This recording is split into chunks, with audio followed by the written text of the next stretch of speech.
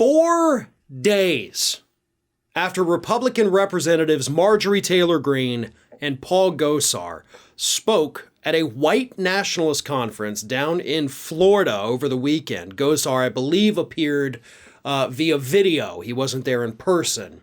Marjorie Taylor Greene was.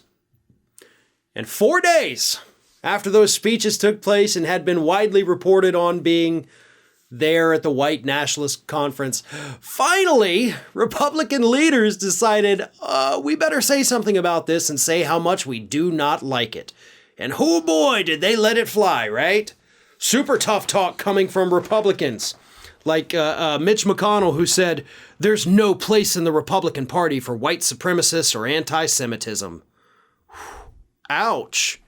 And then, of course, there's Kevin McCarthy, who said, to me, it was appalling and wrong. There's no place in our party for this. The party should not be associated anytime, any place with somebody who is anti-Semitic. This is unacceptable.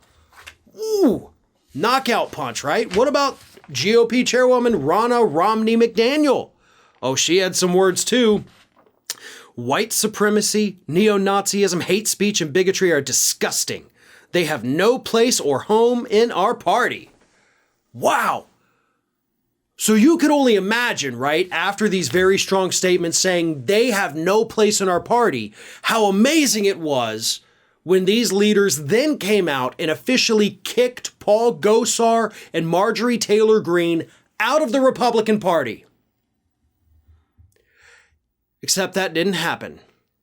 Because apparently all of those things they say have no home in the Republican Party do in fact have a home in the Republican Party.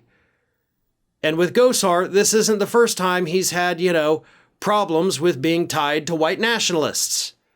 Marjorie Taylor Greene has also many times been photographed with them, including with Nick Fuentes, who introduced her during Saturday's speech, who is a noted white nationalist and Holocaust denier. And I say that because Marjorie Taylor Greene, in spite of being introduced by him, in spite of being photographed with him on multiple different occasions over the years, still says, I don't know who the guy is. I don't know what his beliefs are. I don't believe what he believes. And this is the best we get from the Republican Party. Oh, we don't like those things. All right, let's get the hell out of here. We're done for the day. That's what they're doing. They get to come out, make their little flashy statements that, oh, we hate that kind of hate. Anything else? You guys need anything? Okay, good. I'm done. I'm going to go have a caucus here and not address any of these members and their horrible behavior. The Republican Party, the official, real, big Republican Party, censured Liz Cheney and Adam Kinzinger because they're a part of the January 6th committee. Now we have 2 members who spoke at a white nationalist rally, and the party, you're not going to censure them? Not that censoring even really does anything, but you're just going to say, nah, screw it. This is okay. Being against Donald Trump, not okay. Being buddy-buddy with white nationalists, we're cool with that. Oh, we might say we're not, of course, but we're literally going to do nothing, even though we do have the power to do things. We're just going to let it go.